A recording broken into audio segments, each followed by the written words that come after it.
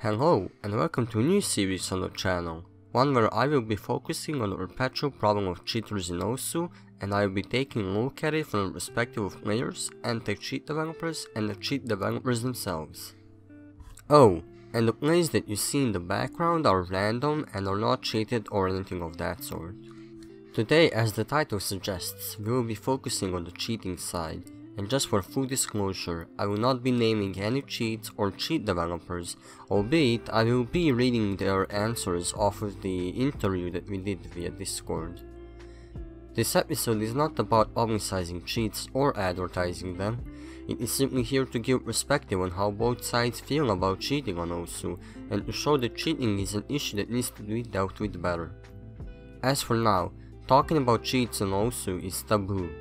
Any mention of the cheats or their names on the OSU forum or the in-game chat rooms gets swiftly met with removal and a silence given to your account. Even in the game's Reddit community, discussion is strictly quarantined to its own subreddit, which remains the only home to cheating accusations and suspicions. The whole point of this series is to raise awareness about cheating as an issue, as most players are aware of the problem but aren't certain of its prevalence. For example, take a look at these stats about monthly and daily bans on OSU. I talked to the most prominent OSU cheat developer and asked him about his history with OSU among many other things. He said he began playing the game for a long period without ever thinking of creating programs for OSU, until he started messing around, editing RAM in order to change the AR of maps without having to create test difficulties for it. In 2015, he created his own anti-cheat system that had its own visual displays, and in 2016 that same program would turn into a full-on replay editor. In 2017, he went on to create an improved anti-cheat without any visual displays that is still being used and updated on a private OSU server to this day. In 2018, he started making his own completely original performance system, and in the same year he merged with another prominent cheat maker, and from there he completely remade the cheats and now are collaborating with him to sell them.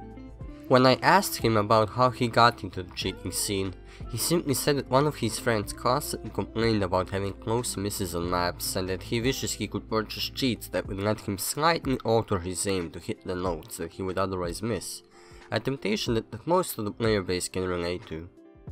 He needed a source of money at the time, and after rationalizing the morality of creating cheats for a living, he began his work on the infamous replay editor.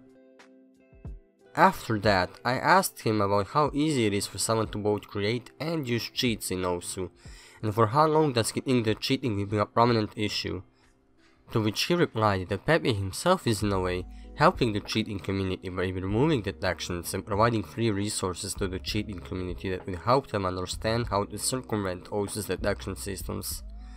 When I later asked him to elaborate on that question, he said that the game being open sourced on GitHub is the primary factor of this phenomena. I asked him about his thoughts on the future of OSU, and he said that with OSU Laser being completely open source, it will only facilitate the creation and updating of higher quality cheats, and that the OSU anti-cheat team is only gonna go down from there. He also mentioned that the community shouldn't be excited about any replay analyzing programs that are available right now or coming in the future, since the higher quality cheats are already aware of the workings of those programs and are already safe from that sort of detection, and that the smart people would have already realized that it is far too late to develop any anti-cheat tactics and that they would already stop caring. With such a grim perspective on OSU's cheating problem in its future, I asked him what would he have done differently about OSU's cheating problem if he was on the OSU developer team.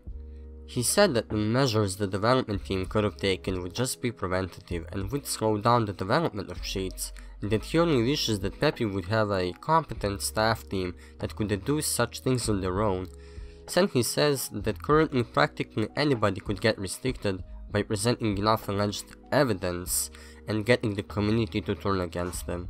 He says that the bigger problem is the ability for completely legit players to be banned and removed from the platform without having any say in it and little to no chance of returning.